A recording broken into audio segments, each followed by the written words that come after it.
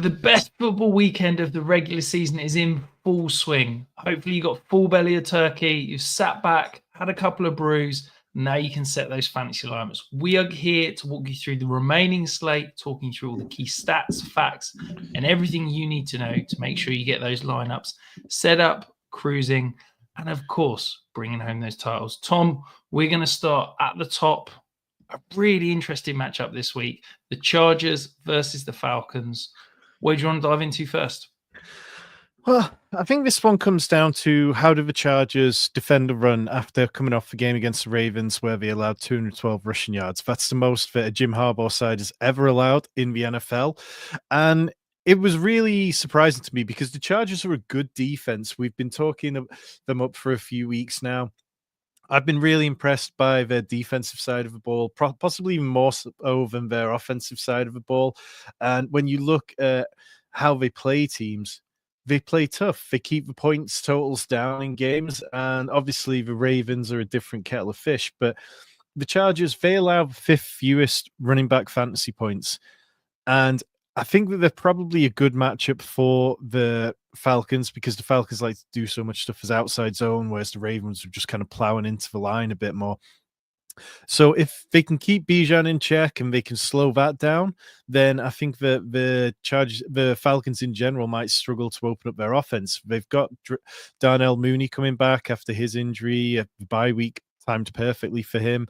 Drake London, 20 targets away from a career high 100 and I think it's 120 or so, 111. But he'd be at that point. He's already tied the same amount of touchdowns that he had over the last two seasons. How can he get going? The Chargers have talked over the last week about wanting to use more play action. Maybe that's a sign that Kirk Cousins is healthier now. So that'd be interesting. And then I'd just like to see a really high volume day for Lad McConkey. It felt like it was there for the taking against the Ravens. That's the position of the field where they are the most vulnerable in the middle. And it just didn't really materialize. Instead, we kept throwing to Quentin Johnston, who's got potatoes for fingers. So, yeah, I think it's a really interesting one, but there's no real clear and obvious plays that I get excited about playing in this one. Yeah, I think it's interesting, isn't it? Because you think this should be a good matchup for Bijan, given some of the Chargers' sort of run funnel nature, some of their struggles against the run. But as you said, Khalil Mack and the Chargers are basically he's a one-man outside zone wrecking crew, which is what the Falcons base their entire run game around. So unless the Falcons are going to do something a bit different and kind of try and get a bit interesting, I'm a little bit concerned. I think the problem that the Falcons have got right now is that Kirk Cousins is a statue. He can't move. He can't get involved in any of these kind of stretch plays, anything play action. He can't do anything that's slightly more complicated under center because he can hardly move. And so that limits the run game massively. And that's why you see the Falcons run so much outside zone, because to do that, all he's got to do is pivot 45 degrees and hand the ball off. So yeah, I'm fascinated to see, are the Falcons going to try and get a bit different, or they're just going to roll with it? So from a start sits perspective, though, let's dive into it. It's kind of start everyone. The only, I guess, interesting guy that I'm sitting this week is Kyle Pitts. I've got him outside my top 12. He is currently my tight end 19 this week, so I've got him reasonably low. Are you with me in terms of sit Kyle Pitts this week? Yeah, I'm fine with it. I think, and again, it goes back to this Chargers defense and where they're strong. The guys like Derwin James in the middle of the field who've been quite good. And obviously, Mark Andrews had a steady enough game against them and had the touchdown in the end zone. But Kyle Pitts has been really disappointing over the last few weeks to the point where it does start to make you question it. He had that brilliant streak where he was scoring he was getting over 60 receiving yards in every game. And it felt like maybe we finally got the Kyle Pitts that was promised. And then you get to this point where then in week 9, he has one touch for 11 yards, 455 in week 10, and then one touch for 9 yards last week. It's just this is volatile. It's difficult. And I think that there are just going to be weeks where if you've got a better option, you'll want to start him. Yeah, it makes sense. And then Gus Edwards, I guess he's probably the other interesting player that people want to know this week. I'm a little bit concerned he's going to be very limited to some early down work, maybe a little bit of goal line. Feels a bit touchdown or bust to me. So I've got him in that kind of running back 3 flex range. Anything you disagree with there? No, absolutely. And one thing that we talked about a bit in the offseason was how people wanted to say Zay Flowers' breakout for the Ravens came because Mark Andrews was off the field. I think it came down to the fact that Gus Edwards was just rancid from about this point on last year. You go back to about week 11 onwards last year, and he was averaging 3.4 yards per carry, 1.0 missed tackles forced per game. And then it just, but that was a drastically down from the 4.6 yards per carry and 2 missed tackles per game that he averaged the rest of the season before that. Now you look at what he's doing this year, and he's averaging 3.3 yards per carry. He's only forced 4 missed tackles all season, 9 carries for 11 yards against the Ravens. Now, like, the Ravens are a good team against the run. That's been the book on them all season, that they're better against the run than the pass. But I don't think the Falcons are a team that you can just run incredibly easy on. People like to talk about them not having a particularly good run defense, which is true, but they do tend to take away fantasy points. They give up the 7th most of a quarterback, the 4th most of wide receivers, and the 12th most of tight ends, but the 23rd most of running backs. So it's not an area that's been fruitful. No, absolutely. Before we move on to the next matchup, though, if you've got any potential start sit questions, trade questions, whatever you want, Tom and I will answer 100% of those questions whilst we are live. We have got a question from Adrian. He's saying, do we think Chuba Hubbard outscores CMC this week? Man, like, I really wanted to be aggressively low on CMC, and I think that it's something I talked about on the live waiver show on Tuesday, that I think sooner or later a lot of the Niners players are going to get shut down. I've got CMC as my RB9 this week. I do have Chuba down a little bit lower as my RB14. So it's not a lot in it. I don't know. It's really not pretty with CMC, but I'm not sure I can drop him any more than where I've got him. Yeah, I've got him. I've got CMC at 6 and Chuba at 13. So can I see it? Yes. Do I think it happens? Sadly, Adrian, I think no. I think Chuba does underperform. Also, I expect to see a little bit more Jonathan Brooks. He had 5 snaps last week, 2 carries. Maybe we might see double-digit snaps. Who knows? The next game we're going to talk about, though, Arizona versus the Vikings. This Vikings defense we know has been phenomenal this year. It is the most unique, multiple, crazy defense. Kyler traditionally struggles with these slightly more complex defense. He likes to see something simple that he knows he's going to get. He can read it out. Do you think that could hinder him and we could see a struggle this week against that Vikings D? Well, Kyler is the quarterback who's given me the most headaches all season. Every time I start to feel confidence in him and push him up the rankings, he suddenly has, the wet fart games. And then when I start to drop him down, I've got him as QB 11 this week. Then he starts to pull the big games out of the bag. What we're not really getting from Kyler is much consistency. He's doing better in terms of like his play over the course of the game than he was early on in the season, where there were really definite splits between the first half and the second half. But we're still not seeing a consistent rushing floor. Like in the last 4 games, he's been below 21 yards in all of them. Now, he did have 2 touchdowns in week 10, which I'm a big fan of touchdowns. They tend to help for fantasy purposes. But in terms of what Kyle is giving you, he's not giving you that floor from a fantasy perspective. And that means that, we've seen 5 games outside the top 24 QBs already this year. And the Vikings, as you mentioned, very good defense. When we look at DVOA, they rank 2nd against the pass. They rank 1st against the run. So I'm not sure that the Cardinals can go out there and just play their own game. I think it's going to be a really interesting game to see how they approach it. I would like to see them continue to feed Trey McBride, who is the only tight end with 2 100-yard games this year. I think that the Marvin Harrison thing clearly just isn't going to get going this year. We thought that it might do coming out of the bye week, and then it's fine. You can start him. It looked good for a quarter. It looked really good in that first quarter. Some nice crossing routes, some interesting usage, and then it just went back to what it's been before the bye. Yeah, and then on the Vikings side, like I'm tilting Justin Jefferson performances so much at the minute. Like 15% target share since week 12. Like his lowest target share came last week. He's been below 14.5 PPR points in all of the last 3 games.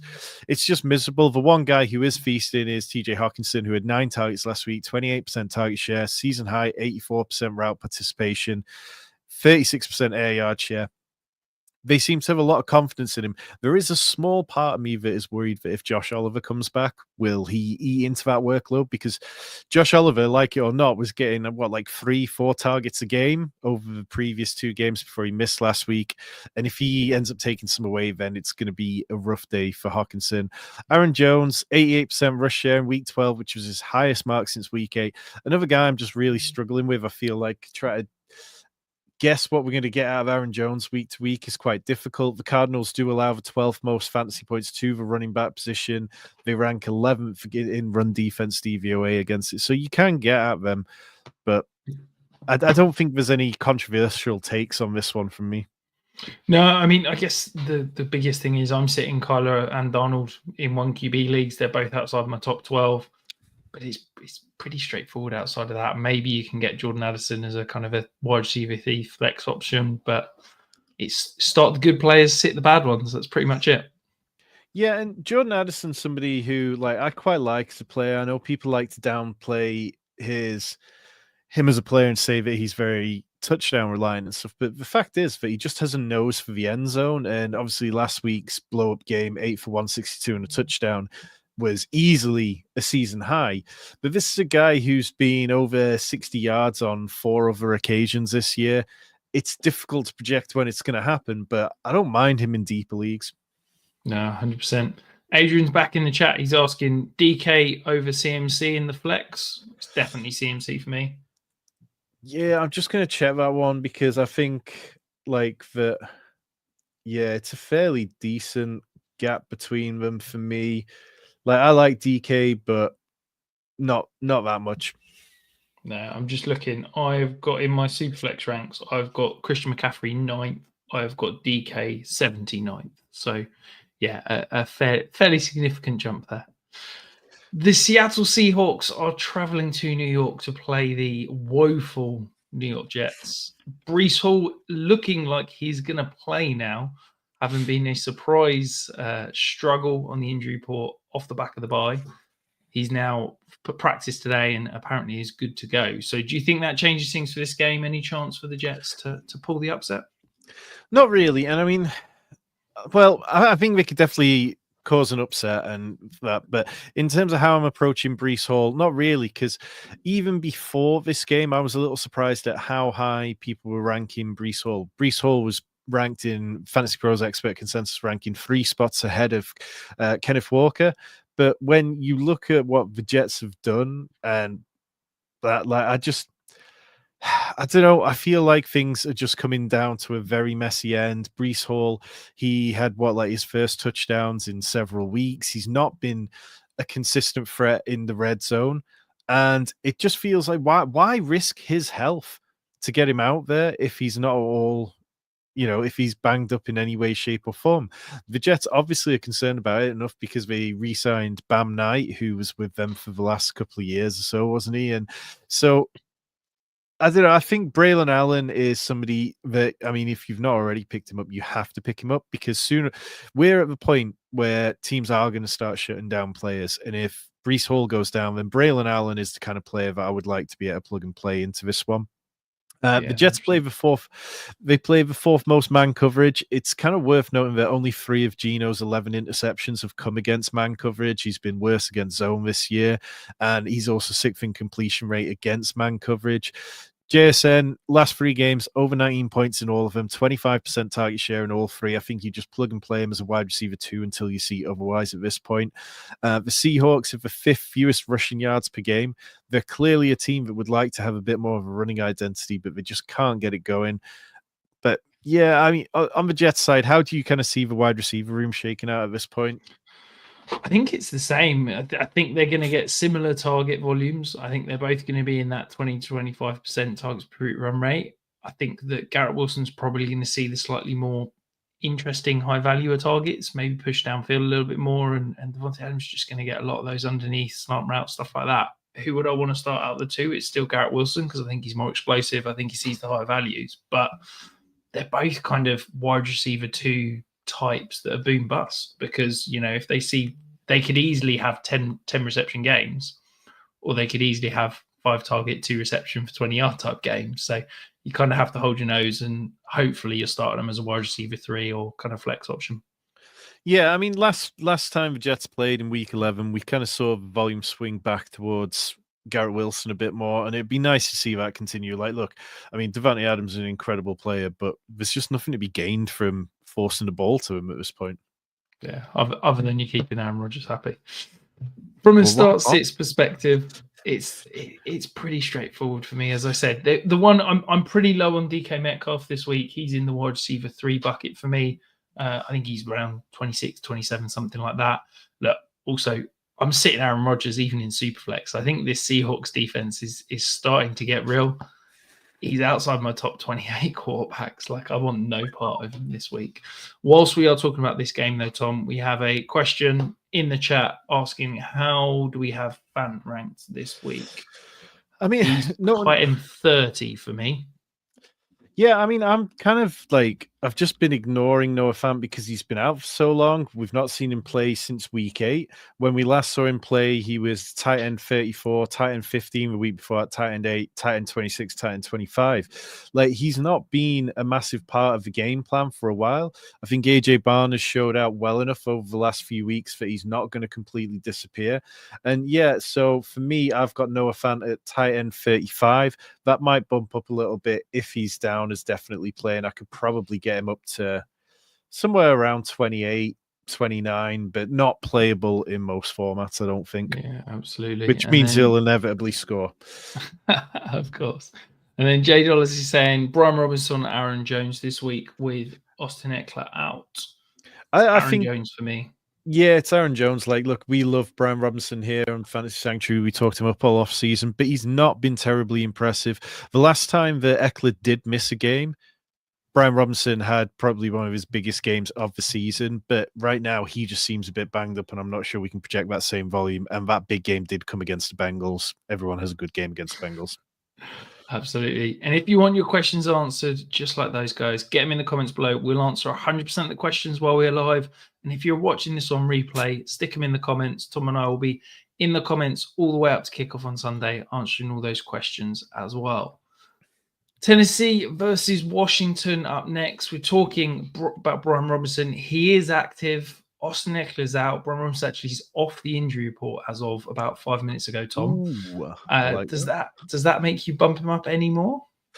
Well, maybe slightly, because not above Aaron Jones, but like in his previous 3 games before last week, when he was kind of in and out of the game, he did have at least 70 rushing yards and scored a touchdown in all. You know, he had at least 70 rushing yards in those 3 games, and he has scored touchdowns in all but 3 games this year. The Titans, they've allowed 4 top 10 performances this year, including 2 since week 8. So, like, they're showing signs of tiring out as a defense. And as I mentioned, the last time Eckler missed the game, Robinson had 24 touches for 113 yards and a touchdown.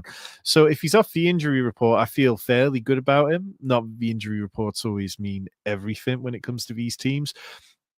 I'll be starting him where I need to start him. I don't feel like it's an incredible matchup, but it's definitely not a bad matchup.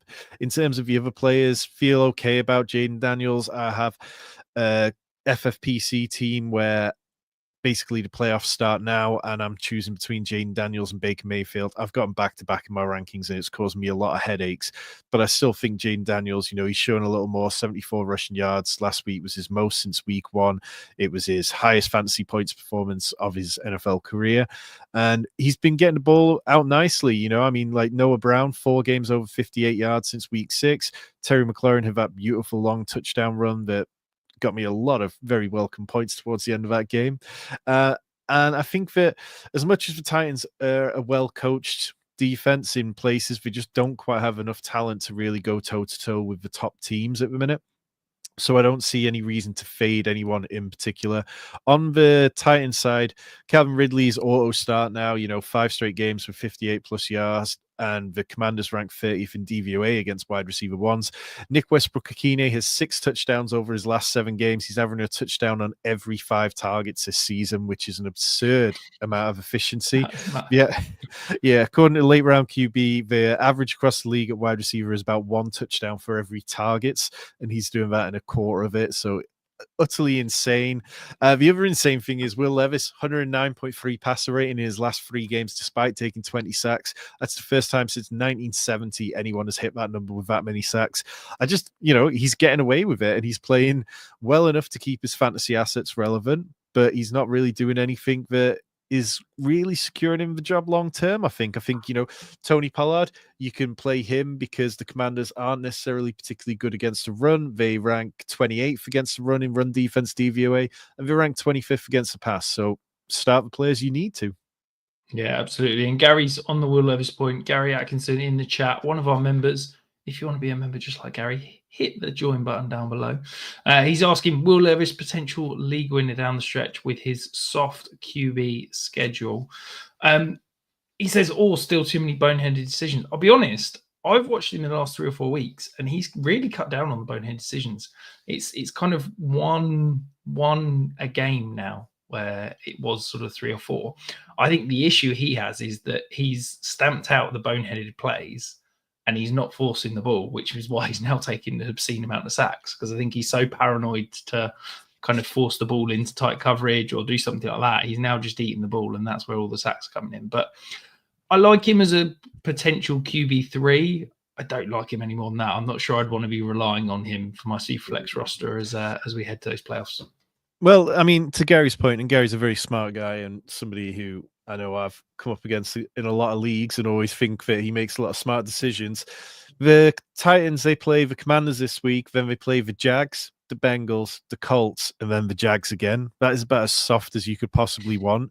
So, I mean, look, if you're shooting for upside, if you've got other issues within your lineup and you really need ceiling and you need sort of like to claw some it back, I don't hate it at all, but it won't feel comfortable. Yeah. And in terms of start sits, I'm a little bit low on Brian Robinson, as we said, just that injury. This Titans defense is decent. Nick Westbrook-Keeney, look, if you want to keep trying to ride with those touchdowns, go for it. I'm not starting him anywhere. I think he's outside my top 50 at the position. Do you agree? Or do you fancy being a little bit risky relying on that touchdown? No, I like chasing touchdowns is kind of fool's gold, really, isn't it? Let me see where I've got him. I've got him at wide receiver 51, so I'm right there with you. Yeah, no, it makes a lot of sense. And then we head back to the AFC North for another divisional battle. The Steelers versus the Bengals. We know that this Bengals defense is absolutely abysmal. Does that have you any interested in any of these Pittsburgh players? Because it feels like there's not a huge amount of fantasy relevancy in Pittsburgh right now. Yeah, it just feels like things might start to slowly fall off for Russell Wilson a little bit. Not to the point that I think we're going to see Justin Fields out there solidly, but this Pittsburgh team, like, they're really good against good teams, and then they're poor against teams who they should beat. And try to decide what that makes this game is quite a difficult one, because the Bengals are still alive to an extent. It's a difficult path that they'd have to get there. They'd need a lot of favors from other teams, but the first thing they can do to help themselves is to go out and beat the Steelers. We've got the number 6 passing offense in the Bengals against the number 8 pass defense in the Steelers. This is a team in the Steelers who I think are going to do a good job of getting to Joe Burrow. We've seen the Bengals offensive line look pretty poor lately. We know the Steelers can bring pressure. We know that they've got the kind of players who can get to Joe Burrow. So we're going to see him start out to try and get the ball out quickly, work the middle of the field with Jamar Chase like they've been doing a lot recently.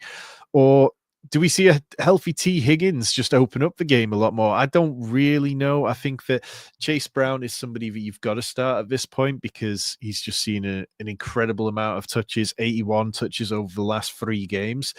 But when it comes to the strengths and weaknesses in this one, really, you can do what you want against the Bengals because their pass defense ranks 27th, their run defense ranks 22nd.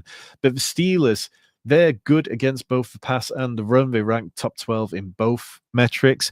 So it's going to be on the Bengals to bring this game to the Steelers. On the Steelers side, I'm just most interested in what happens with Jaylen Warren, averaging 14.3 touches per game over the last 3. It feels like he's getting healthier and becoming a bigger part of this game.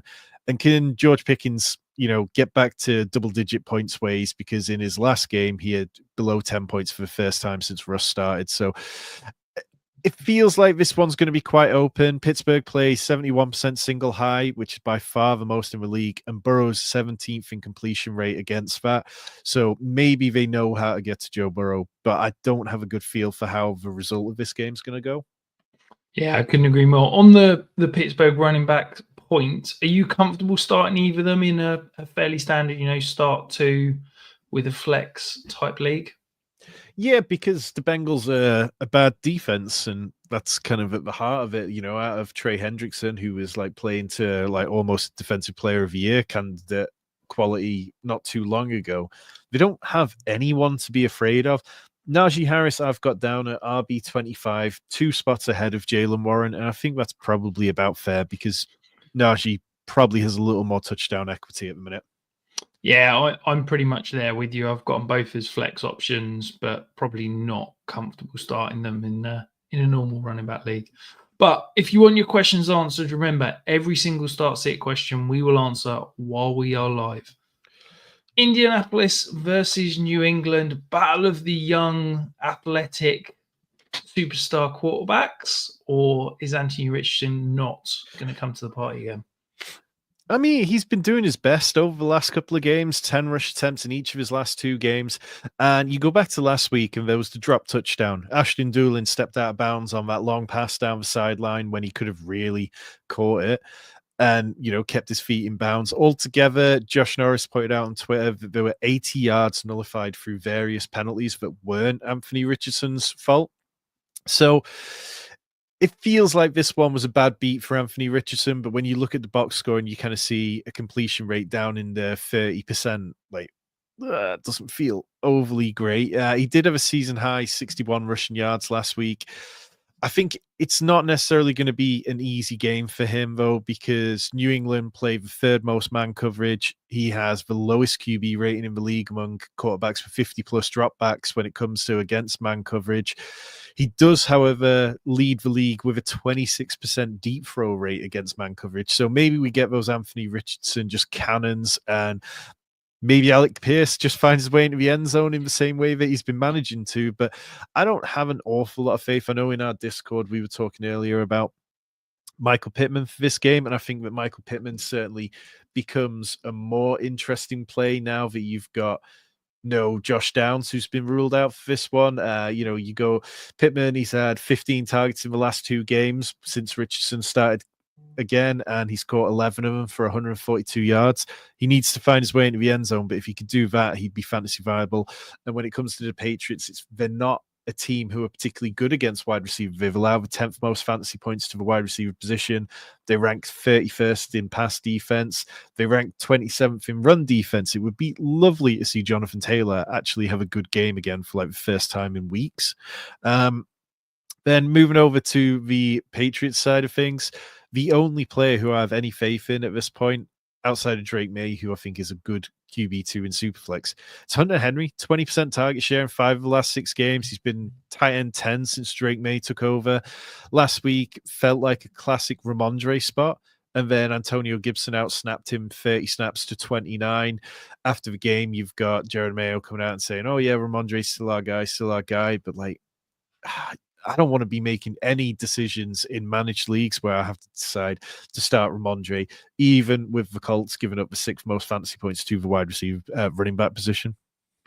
Yeah, I think the one thing I would caveat, I feel like I'm always coming to Ramondre's defense. The majority of Antonio Gibson's work did come in the 4th quarter when that game was kind of done. So, Ramondre did still see 17 of the first 19 snaps and stuff like that. So I still think that if the game's close, Ramondre's the lead back. It's that garbage time where he doesn't get to feast.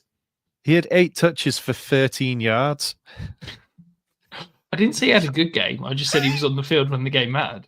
Oh, the other player I'm fascinated by this week is Adonai Mitchell. So I know everybody's waiting for Adonai Mitchell to happen, but for some reason the Colts don't want to let him run some routes. Every week he's wide receiver 4 or 5 in terms of snaps and routes. But when he's on the field, his targets per route run is absolutely bonkers. He's had weeks over 30% consistently. Josh Downs is out. So how are they going to run with these 3 wide receivers? Are they going to try and put somebody else in the slot Are they going to let Mitchell go in the slot? Are they going to go Pittman in the slot with the big body and get those 3 big guys out there? I have no idea. I don't necessarily want to do it in a managed league, but if I'm looking at DFS and wanting to take a flyer, I'm a little bit intrigued in Adonai Mitchell and what he could be this week. Do you think there's some logic there? Well, I do, yeah. And you go back to weeks 1 and 2 when Josh Downs was out, and we can kind of get an idea for it. AD Mitchell had 9 targets across those 2 games. He had 2 deep targets in each of those games. The first game, he played 36% slot route rate, and then in the second game, he played a 63%. So, it didn't really work out for him. He had 32 yards combined in those 2 games, so it wasn't what we wanted at all. But, he's now, 12, 13 weeks into his first NFL season. He's definitely learned a lot over those first few months. So maybe it can work out. I very much agree with you. Like, it's a DFS type play rather than a managed league one. Yeah. When he's been on the field, he's been fantastic. The problem is that the Colts, for some reason, don't trust him and don't want to put him on the field. So, yeah, fingers crossed it gets there. But Houston versus Jacksonville, looking like Trevor Lawrence is going to play. Does that change this game for you and potentially make it a little bit more interesting? So some of the Twitter doctors, and again, I think it was a friend of the show, Josh Norris, pointing out that Lawrence has quite a hefty bump on his shoulder right here, which looks like it's going to be quite sore when you try to pass the ball or taking tackles. And we know that the Texans can bring pressure at a decent rate. We know they've got a good defensive line. And I think that it could end up being quite ugly, but I hope it's not, because when these teams met a few weeks ago in week 4, that was CJ Stroud's best fantasy performance of the season. It's the only time I think he's been over 20 points at this point. Nico Collins in that game had 33.1 PPR points, wide receiver 1 overall that week. The Jags, they can't stop anyone no matter where you are on the field. They allow the 5th highest amounts of yards after the catch. They allow the 2nd most receiving yards per game, the highest rate of first downs per route run. They rank dead last in DVOA against the pass, and they give up the most wide receiver fantasy points. So this should be a good game for the Texans wide receivers. I like Tank Dell in this game as well. Much more suited to games where he's got Nico Collins out there, I think, at this point. The Jags, they play the 2nd most man coverage. That is just their identity on defense. CJ Stroud is 5th in completion rate versus man, 7th in completions over expected. So I think there's plenty to like about that side, and I think you can double stack it in DFS. But it also wouldn't surprise me if we saw a Joe Mixon week. Obviously, Mixon had a miserable week 12 game, but over the previous 6 games before that, he was averaging 24.3 PPR points. And the Jags, it's not like they can particularly defend the run either. They'll have a 2nd most fantasy points to the running back position. So load up your Texans. I don't think you want to get involved in any of the tight ends that they have or anyone past Tank Dell. And on the other side, it would be so nice to see Brian Thomas have a good game. Obviously, it's been quite difficult for him over the last few weeks, but Brian Thomas was kind of really finding his feet when these teams met the first time. He had 7 for 99 and a touchdown, saw 3 deep targets, and the Texans really struggled defending the deep target that day. So maybe if Trevor Lawrence's shoulder is okay, we'll be all right. The running back position for the Jags, I don't have any faith in. Tank Bigsby is supposed to be healthy and should be able to see a bigger role now, but Etienne hasn't finished higher than RB20 in PPR formats at any point this year. He's been held below 7.1 PPR points in 5 of his last 6 games. If you're looking at Etienne on a week where there are no bye weeks whatsoever, you can do better. I don't care. There's somebody better out there for you. Yeah, I couldn't agree more. The one thing I would say, I'm excited about Brian Thomas this week. You said about Trevor Lawrence back at quarterback. Look, Mac Jones can't throw the ball further than about 5 yards downfield. That's where Brian Thomas's game is. Yes, Trevor Lawrence got the shoulder injury, but it's non-throwing shoulder. It could potentially limit him if he's getting sacks, if he's getting, limit his rushing ability. But ability to push the ball downfield, it shouldn't have any impact. So I'm excited about Brian Thomas getting Trevor Lawrence back, because he seemed to be starting to round into some elite form when Trevor Lawrence was under center. How do you feel about your boy Evan Ingram? You know what you're getting with Evan Ingram. It's going to be 10 targets, 5 receptions for 40 yards, and you just got to hold your nose and roll forward. Fair enough. Yeah, there's no upside there, but if you just want a solid 10 points, take it. The Rams versus the Saints up next. Now, Tom, this Saints offense is absolutely falling apart. But Taysom Hill, is he the fantasy savior that we all need? I'm not quite as high as you, and I'll let you get to that in a little bit. Not that I'm saying you're high right now, but on Taysom Hill in particular, I think that he can be, and I think that it's one of those situations where you've just got to embrace Taysom Hill for the rest of the season because he's going to be a big part of it. He's had 30 touches in his last 3 games, scored 65 PPR points. Obviously, a big chunk of that came in week 11 with the 41 points that game. And the Rams defense, like, you can get at the Rams defense because as much as they bring pressure and they've got some really promising players on their defensive line, they allow the 8th most running back fantasy points, the 11th most wide receiver, and the 9th most of the tight end position.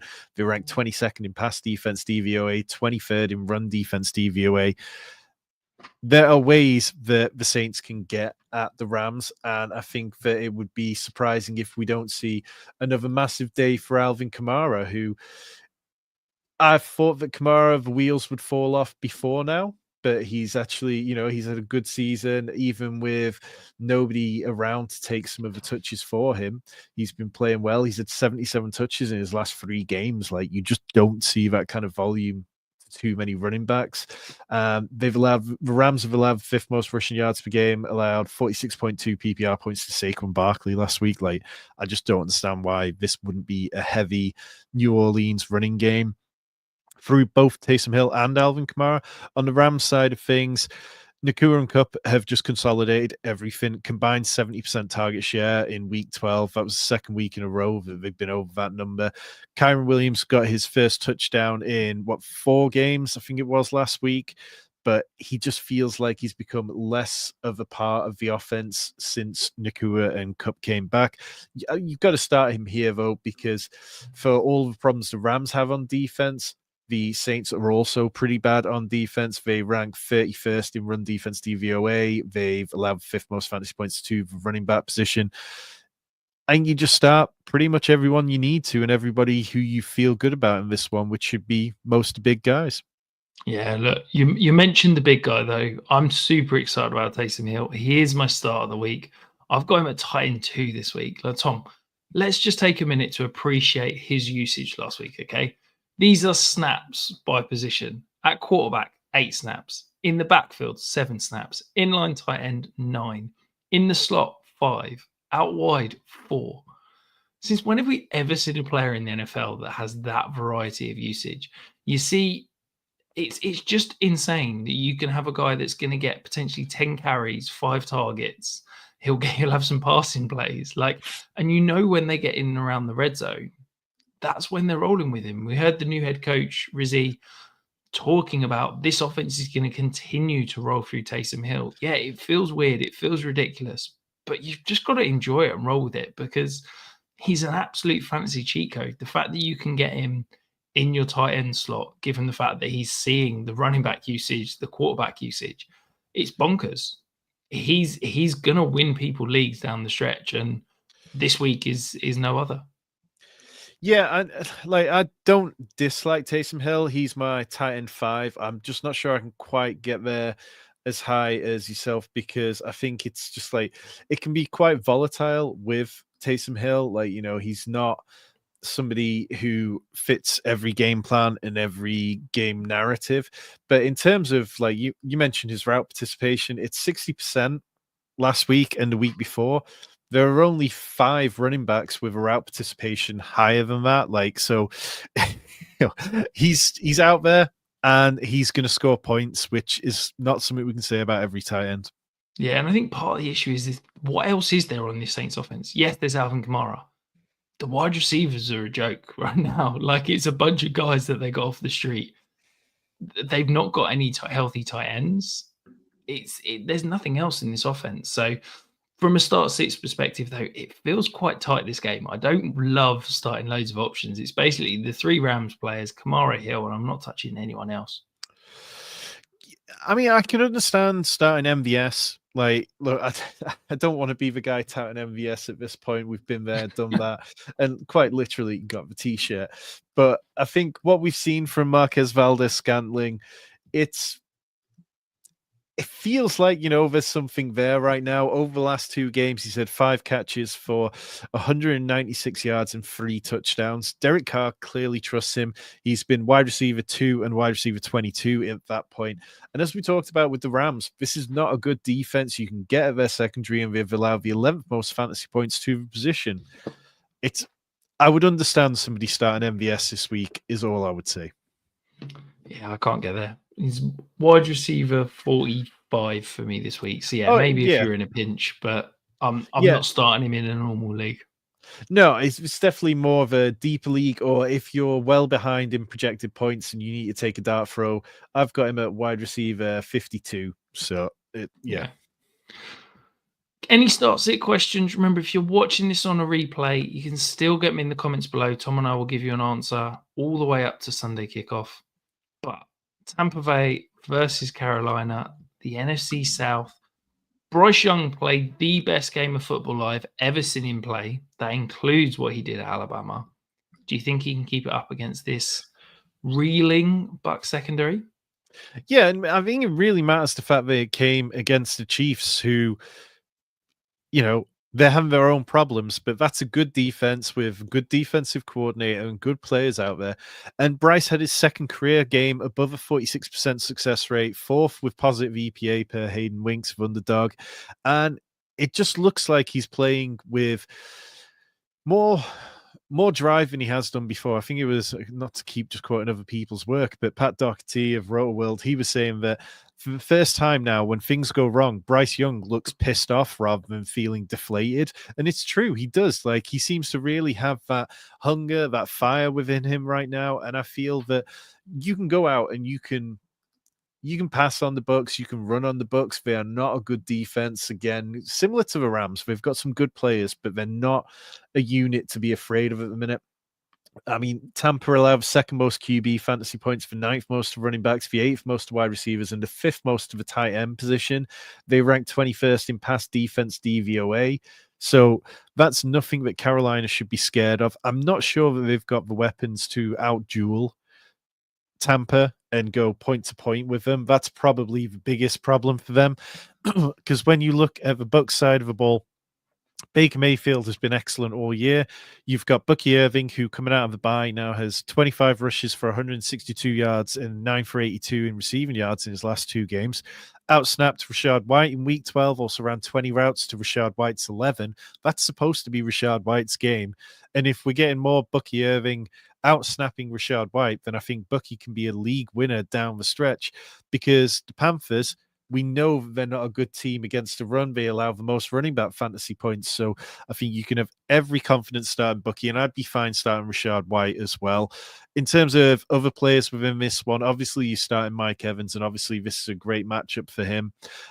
When it comes to the Panthers, Adam Thielen came back last week and saw a 12% target share, ran fewer routes than David Moore and Xavier Legette. I'd maybe start Xavier Legette, but that's about it. It's a shame that we're not getting Jatavian Sanders after that injury that he picked up last week, because he was somebody who was very fun. In terms of the coverage for both teams, Carolina, they play the 3rd most single high coverage. Baker Mayfield's 2nd in completion rate against it. Meanwhile, Tampa Bay, they lead the league with 81% zone coverage. Bryce, over the last 2 weeks, 75% completion rate, 12.4 yards per attempt, which is the 3rd highest. So I'm hoping this one hits the over and it's a really fantasy-friendly game. Yeah, and I think we know with this Bucs defense, they're going to put Bryce under pressure. We know that Todd Bowles likes to send the blitz. Last week, he absolutely diced it up. That was the biggest difference. He was 11 of 14 for 140 yards and a touchdown last week. That is going to be, if he can keep that up against this Bucs defense, I think we're going to be talking about him as a potential starter next week. But Tom, your start of the week, Bucky Irving, how excited are you? How high have we got him? Yeah, so in terms of my rankings, I have got him. Let's see. He's somebody that I keep going back to every time I log into my rankings and look at them. I nudge them up a couple of spaces.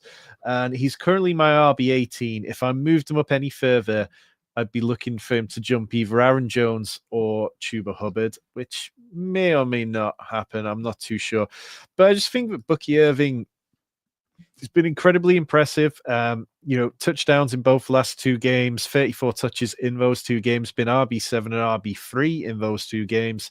And you go back across the course of this year, the amount of games where he's had over 4.9 yards per carry is 8 compared to just 3 below that. And that's just not what we've ever seen from Rachaad White. This is an offense that is picking up first downs, picking up yardage when we need to, and it all starts with Bucky Irving.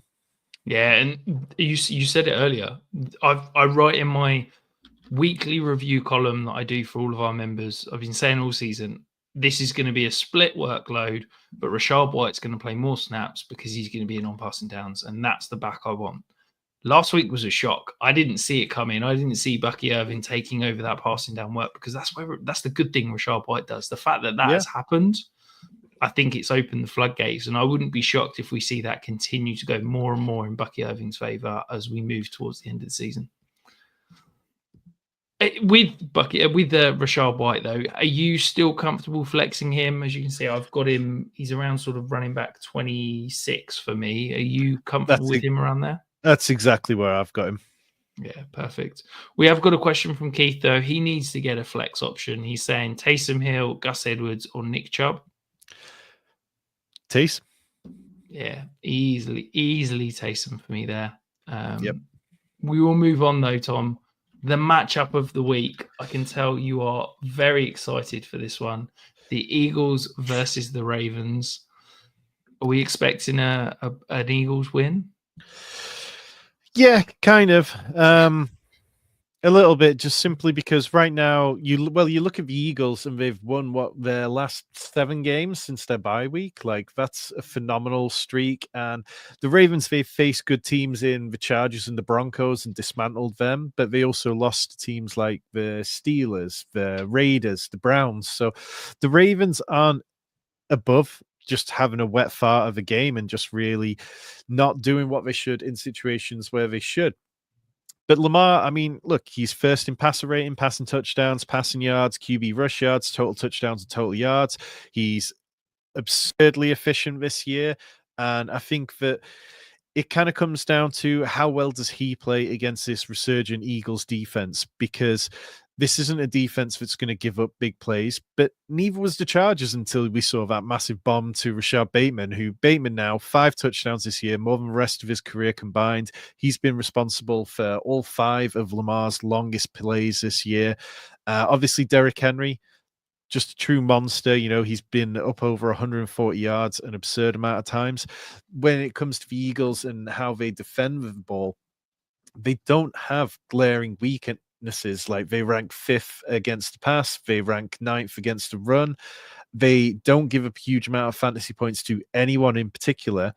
So what is it that Todd Monken can scheme up here? I think it's going to be an incredibly interesting game. I would love to see Zay Flowers get going because he's been wide receiver 30 or worse in the last 3 games. It feels like finding someone like Zay Flowers to be a big part of this game plan and getting him going across the middle of the field could be massive.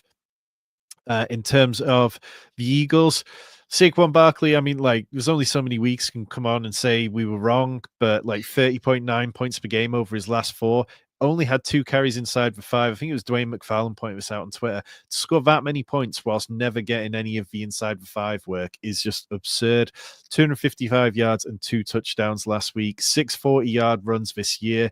He is on pace to become the 9th NFL player in history to hit 2,000 rushing yards. The all-time record is 2151. I think that this game is going to be strength on strength in a lot of ways. And I think you start Lamar, you start Jalen Hurts, you start Saquon, there's so many top-tier players in this one.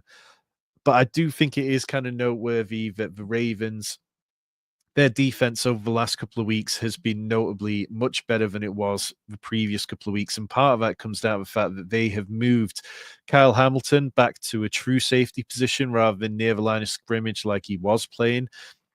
And that seems to have really helped. They've not been giving up massive plays. Like weeks 11 to 12, Ravens pass defense, 6.3 yards per target, which is the second fewest, 8.3 yards per reception, which is the 5th fewest, 0 passing touchdowns allowed in the last 2 games, 0.4 receiving first downs per route. That's the best. And then you've got, since week 8, Philly's pass defense has just been cooking with the lowest yards per game allowed, the lowest yards per attempt allowed. Hopefully, all of this doesn't mean that we have a low over-under and it's not a particularly fantasy relevant game. But yeah, I'm very excited for this game and hopefully it pays off. I'm really fascinated to see how the Ravens are going to attack this, because we've seen over the last few weeks the Ravens get more into that heavy personnel where they've had, I say, 3 big bodies. I'm talking Patrick Ricard and potentially 2 tight ends on the field all the time. Charlie Kohler been consistently playing over 30 snaps a game. The same with Patrick Ricard. The same with Isaiah Likely. The same with Mark Andrews. But Charlie Kohler's gone on IR. The Eagles are pretty much phenomenal at defending 12 personnel, 21 personnel, 22 personnel. Where they really struggle is going against 11. The Ravens brought in Deontay Johnson to potentially bring in some 11 personnel usage. Do you think we're going to see the Ravens, with Charlie Kohler, go to IR, run some smaller body sets, see if they can get 3 wide receivers on the field? Or do you think they try and stick to what they've been doing over the last few weeks and go with those heavier personnel looks? I think it's possible. I don't necessarily think it would be all Deontay Johnson if that happened. I mean, this is the guy. Definitely not. He was playing behind Tylan Wallace and Nelson Aguilar still in snaps last week. I don't think we're going to see a Deontay Johnson week. Which is what I think I'd be more expecting to see if it happened. I mean, Nelson Aguilar revenge game, anyone? But yeah, it would make sense. Isn't it a Nelson Aguilar revenge game every week? He's been on it pretty much every team, isn't he? Whoa. Let's not take shots at a Super Bowl winner.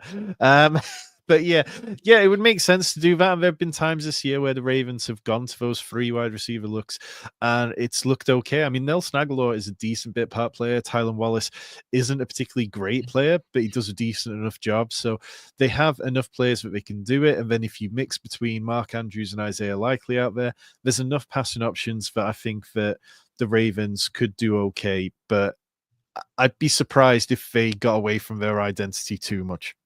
Yeah, I think realistically in this matchup, you're sticking to the core 3 on each side in terms of Hurts, Saquon Brown, Lamar, Henry, Flowers, and then I think the tight ends are fringe starters. If you've not got anyone better, they're kind of in that 10 to 15 range, both of them for me. Yeah. Beautiful. Well, before we move on to the primetime games, remember, get those questions in. Tom and I will be responding to all of those comments, all those start sit questions, all those trade questions in the comments all the way up to kickoff. San Francisco versus Buffalo. This looks like this could be a snow game. There are reports there could be 2 feet of snow before kickoff. Does that make you nervous about starting anyone in this game? Yeah, particularly, I mean, like, look, if we get Brandon Allen again, like, Brandon Allen hasn't got enough starts for us to feel confident about him doing anything. And now we're supposed to be confident about him going into Buffalo, a particularly hostile place, on the road, on the other side of the country, and playing in potentially the most volatile conditions that an NFL player can play in. So, yeah, I don't feel great about that. I mean, look, the Niners, CMC has not been particularly good. He's on his longest touchdown drought since 2018. I believe if he doesn't score this week, it'll match the longest since his rookie season. And I don't think he's looking particularly good in general. I think he looks like he's struggling. He's not explosive. He doesn't have the same kind of speed that he used to. I'm not sure that's going to come back at any point this season before the Niners are out of things and decide to shut him down.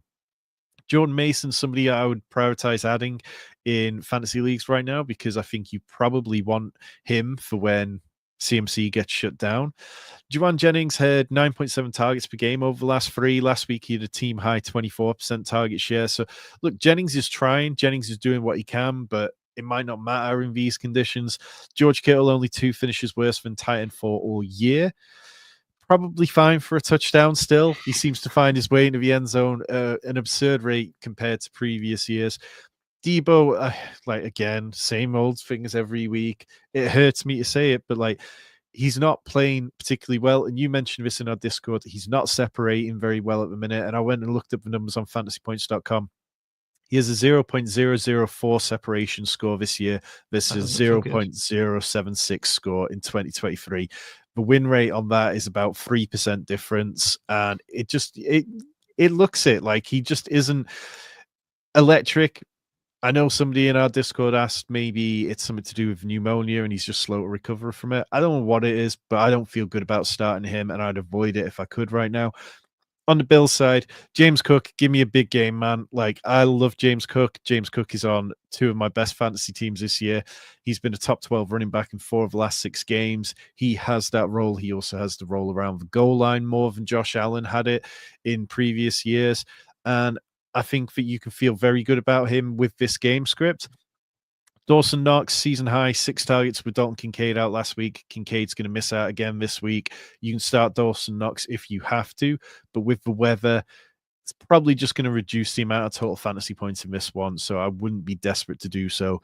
Khalil Shakir averaging 6.6 targets per game, 5.6 receptions, but it's gone a little bit less enthusiastic over the last few weeks. I don't mind starting him, but it is worth noting that we probably get Amari Cooper and Keon Coleman back out there this week, so it might be less volume for Shakir. Yeah, I think for me, I've got my starts and sits up on screen. I'd move Shakir into the sits column if we're going to see at least one of Cooper and Coleman. If we see both, he's definitely a sit. The problem is that because of the low value nature of the targets he sees, he needs to be seeing 7-8 targets to make it worthwhile starting him. And with the weather, I just don't know if you can bank on that. So I think it could be big into the run game. And of course, you're starting Josh Allen wherever you got him. The final game of the week, though, Cleveland versus Denver. This feels like this could get ugly quick. The Denver defense has been absolutely phenomenal. Cleveland, we know that Jameis Winston is going to be high variance, but I do worry this could be a bad week for him. Yeah, very much so. Like, Jameis is at his best when he can take those shots downfield, obviously, and when he can really lean into those kind of high variance games. But he's just, I mean, he's so erratic. Like, you go back over the last few games, you've got 2 games with over 300 passing yards in there.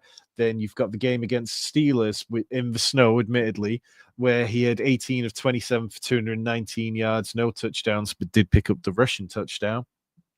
You go back to the game against the Chargers, which is probably closer akin to this one, where he went 26 of 46 at 56% completion rate, 3 interceptions, 235 yards, and finished as the QB 26 that day. I think that's much closer to what we're going to get out of Jameis Winston when we go into these games against tough defenses. The Broncos, their DVOA numbers have slid a little bit over the last few weeks after games against the Chiefs and the Ravens, but they still rank 6th in pass defense, 4th in run defense. And on offense, for just absolutely cooking, you've got Bo Nix, who is the QB3 since week 8, Cortland Sutton, who is the wide receiver 2 since week 8, averaging 20.2 points per game. I didn't see this coming for Cortland Sutton. I think you were a little higher than I was on him. And I was surprised that it's been so good for him. And the 2 of them seem to have formed a really strong relationship. Bo Nix doesn't mind pushing the ball downfield. And so hopefully we get plenty of that, because on the other side of things, Jerry Jeudy's been above a 20% target share for 3 weeks, over 14 PPR points in each of them. I don't mind starting him whatsoever this week. David Njoku obviously is starting. Nick Chubb had a season-high 83% running back rush share last week, only above 3.5 yards per carry in 1 game so far. And it just feels like this one, yeah, as you said, it could get a little grimy, but the guys like Jerry Jeudy, Cortland Sutton, even Bo Nix, I don't mind starting them. Yeah, absolutely. I liked Cortland Sutton coming into the year. I didn't expect this at all. I didn't like him this much. I think what he's doing is absolutely phenomenal. Harry's in the chat suggesting Jameis Winston set the single game interception record. Now, don't ask me why I know this, Tom, but the single game record for interceptions, I believe, is 8 by Jim Hardy, which I think is pre-NFL days or pre-AFL NFL merger. I don't see Jameis Winston setting 9. Put it that way. So yeah, I don't think that record's getting broken anytime soon. From a start-sit perspective, I want to avoid this matchup as much as possible. I think in Joker, you've got to start him. I think the volume's there. Bo Nix, I think, is great in 1 QB leagues as well. Of course, you're starting Sutton. Jeudy maybe as a wide receiver 3, but outside of that, I don't want anyone in this game. I'm having to start Devon Vele in my home league because my team is absolutely atrocious. But I don't feel good about it. Yeah, and Devon Vila is somebody that's kind of worth taking a little bit of notice for what he's done over the last few weeks. Like, he seems to have earned himself a bigger role within this Broncos offense. He's averaging 13.6 PPR points over his last 3 games at a 23% target share in week 12. That was his first time over 20%. So if you can continue this in deep leagues, maybe he has a role, but it is worth pointing out that he is actually 47 years old. So be careful with that one. Absolutely. And on that note, that brings us to the end of the week 13 matchup. Remember, if you've got any start sit questions, trade questions, Tom and I will still be answering all those questions. Just leave it in the comment below. We'll get you a reply before kickoff on Sunday. Best of luck this week. I hope you enjoyed Thanksgiving, and I hope the fancy gods are kind for you and bring you home the